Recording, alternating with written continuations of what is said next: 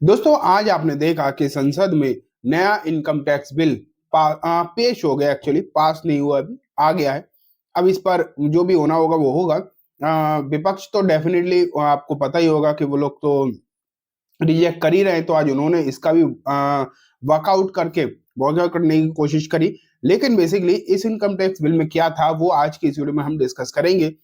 आज भारतीय मार्केट किस तरीके की स्थिति दिखा कर गया आपको, उसके बारे में भी बात करेंगे। किस तरीके से एक बेहतरीन तेजी बिल्कुल फ्लैट हो गई, बिल्कुल ही तेजी बदल गई, कुछ भी नहीं बचा लास्ट में आते आते। और इनकम टैक्स बिल जब आपको पता होगा संसद में आया, तो तभी उससे थोड़ी देर पहले ही ये जो है गिरावट स्टार्ट होती हुई दिखाई दी। क्या इसका कोई कनेक्शन है उससे? इनकम टैक्स बिल में कुछ ऐसा था जिसके चक्कर में मार्केट गिरा, उसके बारे में बात करेंगे।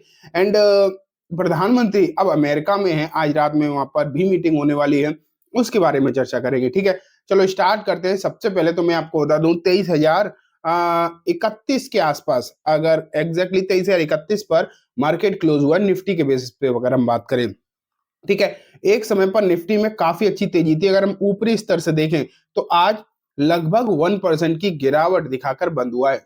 एग्जैक्टली गिरावट नहीं, फ्लैट है। लेकिन जो इसने आज का अपना हाईएस्ट प्राइस को टच कर लिया था, जब क्या हुआ, मार्केट खुला, मार्केट खुलते ही थोड़ा सा नीचे गया, लेकिन वहां से एक बेहतरीन रिकवरी आई और ये 1% के आसपास की तेजी रही।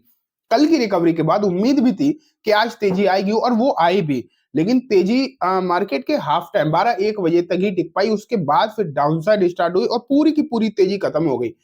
अब ये मान के चलो, ये स्थिति जो है मार्केट में देखने को मिली, और ये कहीं ना कहीं अच्छी बात नहीं है, क्योंकि जो इतनी लंबे दिनों से गिरावट गिरावट गिरावट ही होती चली जा रही थी, लगातार गिरावट हो रही थी, उसके बाद एक संभलने का दिन मिला था आज। तो हुआ क्या, बेसिकली आप इस तेजी को पता है कैसे कह सकते हो?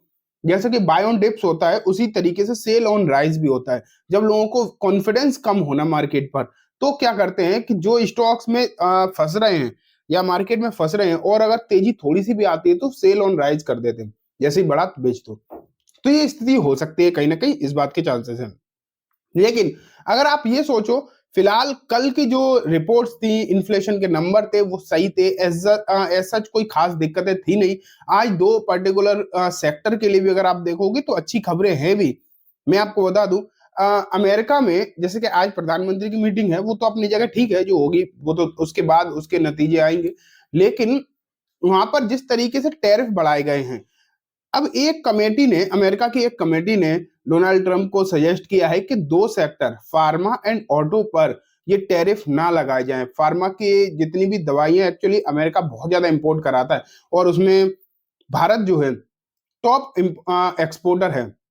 तो आप ये मान के चलिए, उन्होंने कहा है एक अमेरिका की कमेटी ने कि ऑटो और फार्मा पर ये टैरिफ ना लगाया जाए, इसे इजी कर दिया जाए, जिससे कि कोई दिक्कत ना आए। और वहां पर भी महंगाई बहुत ज्यादा बढ़ रही है इन चीजों के चलते। तो बेसिकली इन दो सेक्टर में आज तेजी भी थी। फार्मा तो बहुत बढ़िया तेजी दिखा रहा था, ऑटो को मैंने बहुत ज्यादा ध्यान से देखा नहीं, लेकिन फार्मा में तो अच्छी तेजी थी ही, आपने देखा था। तो इन सेक्टर के लिए अच्छी खबरें हो सकती। कल इन्फ्लेशन के नंबर आए थे, तो मार्केट के लिए ऐसा कोई बहुत ज्यादा नेगेटिव खबर आज थी भी नहीं, लेकिन उसके बावजूद भी निफ्टी में गिरावट रही। तो कहीं ना अनसर्टेनिटी कहीं ना कहीं बनी हुई है। जो लोग फंसे हुए हैं वो ऊपरी स्तर पर थोड़ा बहुत बेच रहे हैं, जैसे ही तेजी आती है तुरंत बेचते हैं। तो मार्केट में अभी एक स्टेबल बिल्कुल भी मोमेंटम नहीं, स्टेबल मोमेंटम है ही नहीं, आप ये मान के चलो। ठीक है, उसमें अभी समय लगेगा, धीरे धीरे करके मार्केट अपने आप को स्टेबल करेगा, अभी तो नहीं है। लेकिन आज इनकम टैक्स का बिल आया। अब सबसे इंपॉर्टेंट बात है कि इनकम टैक्स के बिल में क्या है, तो मैं आपको कुछ पॉइंट्स बता देता हूं। सबसे पहले आज जो बिल आया है, उसमें जो सीतारमण ने कहा है वो यही पहला पॉइंट अगर मैं आपको बताऊं, तो ये जो बिल है पूरी तरीके से लैंग्वेज जो है, इनकम टैक्स ड्राफ्ट की जो लैंग्वेज है उसे सिंप्लीफाई करता है। अननेसेसरी प्रोविजन एंड अडॉप्ट्स को कैंसिल कर दिया है, एलिमिनेट कर दिया है, मतलब फिजूल और फालतू की चीजों को हटा दिया गया है। जो चीजें रिक्वायर्ड है बस उन्हें रखा गया है। एंड जार्गनिश लैंग्वेज नहीं है, बहुत ही सिंपल लैंग्वेज में ये बिल बनाया गया है। ठीक है, सबसे इंपॉर्टेंट बात दूसरे ही पॉइंट में आ जाती है, कोई भी नया टैक्स इंट्रोड्यूस नहीं किया गया है। ये आप मान के चलिए, कोई भी नया टैक्स इंट्रोड्यूस नहीं किया गया है, और ये सबसे अच्छी बात है। ठीक है, और जो भी एग्जिस्टिंग टैक्स है उन्हें ही आगे बढ़ाया गया है। तो वो भी मैं आपको बताऊंगा क्या है। अब आते हैं नेक्स्ट पॉइंट, कंटेन 536 सेक्शन, इसमें 536 सेक्शन है, 23 चैप्टर है, 16 शेड्यूल है और 622 पेज है। पहले क्या था, लगभग 23 चैप्टर पहले भी थे, 14 शेड्यूल थे, लेकिन उसमें पेज की जो संख्या थी वो 1600 के आसपास थी। ठीक है, ये जो बिल है, मतलब जो नया इनकम टैक्स बिल है, ये 1 अप्रैल 2026 से लागू हो जाएगा, रेगुलेशंस में आ जाएगा। ठीक है, अब हम यहाँ पर अगर हम बात करें, यहाँ पर जो है सभी तरीके के, चाहे वो मतलब जितने भी सेक्शन होते हैं, उन सभी पर ये बिल लागू हो जाएगा। सबसे इंपॉर्टेंट बात एक और है इसमें कि पहले क्या हुआ करता था, एक असेसमेंट ईयर हुआ करता था और एक फाइनेंशियल ईयर हुआ करता था। मतलब फाइनेंशियल ईयर वो होता था जिसका टैक्स आप भर रहे हो, असेसमेंट ईयर वो होता था जिस साल में आप काम कर रहे हो। इन दोनों को कैंसिल कर दिया गया है, अब सिर्फ एक टैक्स ईयर बना दिया गया है। ये डेफिनेटली एक सिंप्लीफिकेशन है। अब आपको ध्यान नहीं रखना कि ये असेसमेंट ईयर है, बहुत सारे लोग कंफ्यूज हो जाते थे और डेफिनेटली होते थे, ये कोई बड़ी बात नहीं, हर एक के लिए समझना थोड़ा सा मुश्किल होता था, कंफ्यूज होते थे। तो अब क्या है, सिर्फ एक कॉन्सेप्ट है टैक्स ईयर, बाकी सब चीजें हटा दी गई हैं। ठीक है, अब बात आती है बहुत सारी चीजें, जैसे कि मैंने आपको बताया इरेगुलर और अननेसेसरी चीजों को पहले से हटा दिया गया है, और कुछ चीजें हैं यूटिलाइज टेबल एंड, हाँ, जो पैराग्राफ लेवल पर लिखी जाती थी चीजें बहुत बड़े बड़े पेजेस में, अब उन्हें टेबल फॉर्म में कर दिया गया जिससे कि समझने में और ज्यादा आसानी देखने को मिले। ठीक है, अब बात आती है दोस्तों कि कैलकुलेशन आसान करने की कोशिश करी गई है, मार्केट लिंक डिवेंचर वगैरह की भी जो कैलकुलेशंस है वो बहुत ज्यादा पहले के कंपैरिजन में आसान करने की कोशिश करी गई है। अब और जो एक और चीज अगर मैं आपको बताऊं, यहाँ पर इस बिल में जो बात करी गई है वो ये है कि जो टैक्स पेयर हैं और टैक्स डिपार्टमेंट है, दोनों के लिए चीजों को आसान करने की कोशिश करी जा रही है। और अभी डिजिटलाइजेशन की कोई इस बिल में तो फिलहाल कोई बात निकल कर नहीं आई, अगर आगे कुछ आता है फाइनेंस मिनिस्टर की तरफ से तो हम देखेंगे, लेकिन हाँ अभी तक के लिए ये बोला गया है कि कुछ रेगुलेशन हम ऐसे ला रहे हैं जो कि टैक्स पेयर के लिए भी एंड जो टैक्स डिपार्टमेंट है, जो ऑफिसर है, उनके लिए भी आसानी देखने को मिले। अब नॉर्मल इनकम की जो मैं बात कर रहा था, अभी उस लहजे में कोई भी बात सामने निकल कर नहीं आई है। और हाँ, कोई भी long term capital gain tax और short term capital gain tax नहीं इंक्रीज हुए हैं, ना ही बढ़े हैं, ये भी अच्छी बात है। एंड टैक्स स्लैब बदल गए हैं, जो कि आपको पता है बजट में बता दिए गए थे, तो बजट में जो बताए गए थे वो टैक्स स्लैब जो है इसमें इंक्लूड कर दिए गए हैं।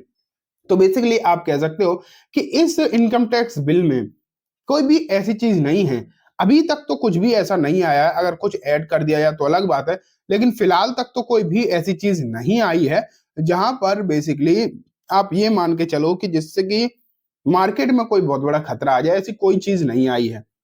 ठीक है, और इनकम टैक्स का पूरा ड्राफ्ट तो आ ही चुका है, और ये बिल है बेसिकली मैं आपको बताऊं, ये बिल है और ये जैसे ही संसद में पास हो जाएगा वैसे ही आप देखेंगे कि ये कानून बन जाएगा, और बेसिकली आप ये मान के चलिए बन ही गया, 1 अप्रैल से ये लागू हो जाएगा, मतलब नेक्स्ट फाइनेंशियल ईयर से ये लागू भी हो जाएगा। तो ये बात तो हो गई दोस्तों इनकम टैक्स बिल के बारे में, जिसमें कोई भी खास चीजें बदली नहीं है, बस सिंप्लीफिकेशन करने की कोशिश करी गई है, कुछ चीजों को बदला गया है। नए इनकम टैक्स जो बजट में डिस्कस कर गए थे वो भी लागू कर दिए गए हैं, और कोई नया टैक्स इंट्रोड्यूस नहीं किया, ये सबसे अच्छी बात है।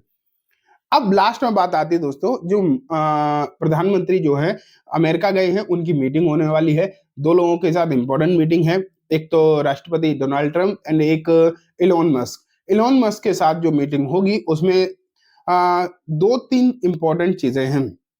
टेस्ला, जिस पर पहले सरकार टेस्ला को एंट्री दे ही नहीं रही थी भारत में, और हो सकता है उस पर कुछ बात हो, उसे एंट्री के संक्षेप में कोई बात देखने को मिले कि टेस्ला भारत में आएगी या नहीं, अपना प्लान लगाएगी या फिर मतलब बाहर से एक्सपोर्ट करेगी इंडिया में, तो वो चीजें मालूम पड़ सकती हैं।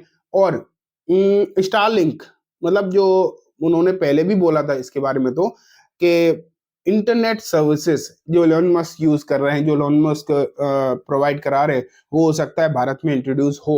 इनकी मीटिंग के साथ पहले की बात अलग थी, अब इलोन मस्क की जो ताकत है वो अलग लेवल पर है। डोनाल्ड ट्रंप के सबसे करीबी आज के समय पर इलोन मस्क हैं, और वो सत्ता में भी एक बड़ी पोजीशन पर बैठे हैं।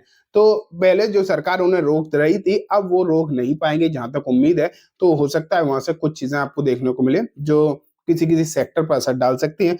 अब जब एग्जैक्ट खबरें आ जाएंगी तब मैं आपको बताऊंगा, लेकिन टैरिफ के ऊपर भी कोई ना कोई चर्चा जरूर होगी डोनाल्ड ट्रंप से। अब ये जो रिपोर्ट्स होंगी कि मीटिंग में क्या हुआ, क्या बात है, जो कल हो सकता है पता चले और फिर मैं आपको चीजें समझाऊंगा भी। आज के लिए मैं आपको यही बता सकता हूं कि मार्केट में सिर्फ और सिर्फ सेल ऑन राइज है। जो लोग फंसे हुए हैं वो निकलने की कोशिश कर रहे हैं। एग्जैक्ट आज कोई खराब खबर निकल कर नहीं आई है मार्केट के लिए, और इनकम टैक्स बिल में से भी कोई ऐसा दिक्कत नहीं है। तो चलो दोस्तों, आज की इस वीडियो में बस इतना ही। वीडियो अच्छी लगी हो तो लाइक करना, चैनल को भी जरूर सब्सक्राइब करना। Thank you.